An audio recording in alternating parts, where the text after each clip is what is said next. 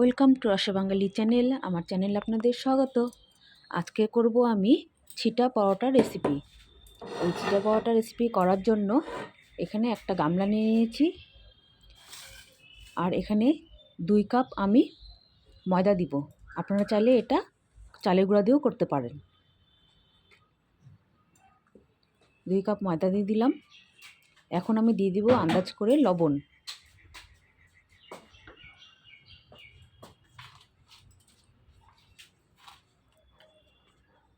আন্দাজ করে লবণ দিয়ে দিচ্ছি। এখন আমি অল্প অল্প করে জল দিয়ে একটা যেরকম গোলা রুটির গোলা বানাই ঠিক সেরকম করে একটা পাতলা ব্যাটার তৈরি করব।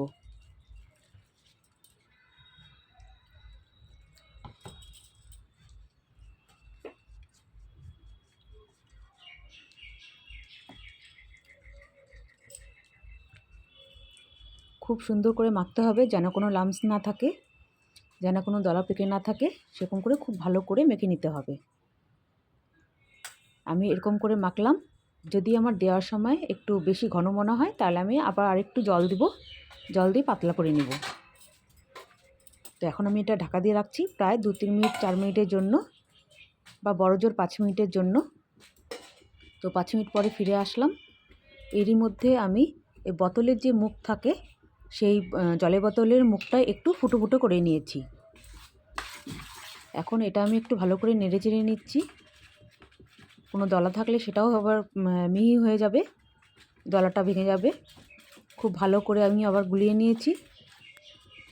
এখন আমি তেলের একটা কাক দিয়ে, আপনারা এটাকে কী নাম বলেন আমি ঠিক জানি না, আমার শাশুড়ি তেলের কাক বলে জন্য আমি এটাই তেলের কাকই বলি। তো তেলের কাক দিয়ে এই বোতলের মধ্যে ব্যাটারটা আমি ঢেলে দিলাম।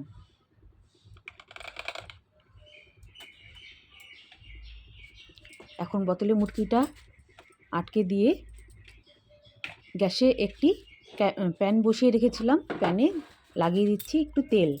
আমি এখানে বেগুনের যে মাথাটা থাকে সেই মাথাটা দিয়ে তেল লাগিয়ে নিচ্ছি। আপনাদের যদি তেল ব্রাশ থাকে ওই ব্রাশ দিয়েও লাগাতে পারেন। এখন এরকম ছিটানোর মতন করে দিয়ে ব্যাটারটা পুরোটা দিয়ে দিতে হবে, মানে যতটা আর কি লাগবে সেই অনুযায়ী ব্যাটারটা দিয়ে দিতে হবে। ঠিক মনে হবে যেন ছিটিয়ে রাখা হয়েছে, ঠিক সেরকম করে দিতে হবে। খুব সুন্দরভাবে দেওয়া যাবে না, তাহলে আর এটা ছিটা পাওয়াটা হবে না। তো প্রায় 1 মিনিট টাইম লাগে, বা আধা মিনিটও, গ্যাসের ফ্লেমের উপর নির্ভর করে আধা মিনিটেও হয়ে যায়। আমার এটা কিন্তু আধা মিনিটেই হয়ে গেছিলো, গ্যাসের ফ্লেমটা মিডিয়াম ছিল। তো এরকম করেই একটা পাশ ভেজে নিয়ে এরকম ভাঁজ করে তুলে নিলাম। ঠিক এরকম করেই আমি সমস্ত পরোটাগুলো ভেজে নিব। ঠিক এরকম যেমন তেমন একটু বোতলটা চিপে চিপে দিয়ে যেমন তেমনভাবে দিয়ে দিলাম, তাহলে এটা মনে হচ্ছে না যে ছিটানো হয়েছে। ঠিক সেরকম করে দিয়ে দিলাম।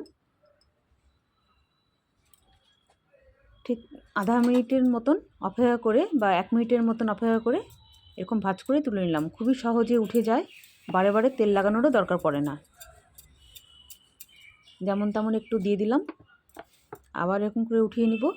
আপনারা চাইলে এই জিনিসটা চালের গুঁড়া দিয়েও করতে পারেন, চালের গুঁড়া দিয়ে করলেও সেম হবে, কিন্তু ওর নাম কিন্তু আবার ছিটা পরোটা হবে না, ছিটা পিঠা হয়ে যাবে, যেহেতু চালের গুঁড়া পড়বে। তো আমি এটা ময়দা দিয়ে করছি জন্য ছিটা পরোটা নাম রাখলাম। তো রেসিপিটা ভালো লাগলে লাইক, কমেন্ট অ্যান্ড শেয়ার করবেন, আর অবশ্যই সাবস্ক্রাইব করবেন। দেখা হবে অন্য নতুন ভিডিও নিয়ে। দেখুন কত সুন্দর হয়েছে, খুবই তাড়াতাড়ি হয়ে যায়, 10-15 মিনিটেই কিন্তু অনেকটা হয়ে যায়।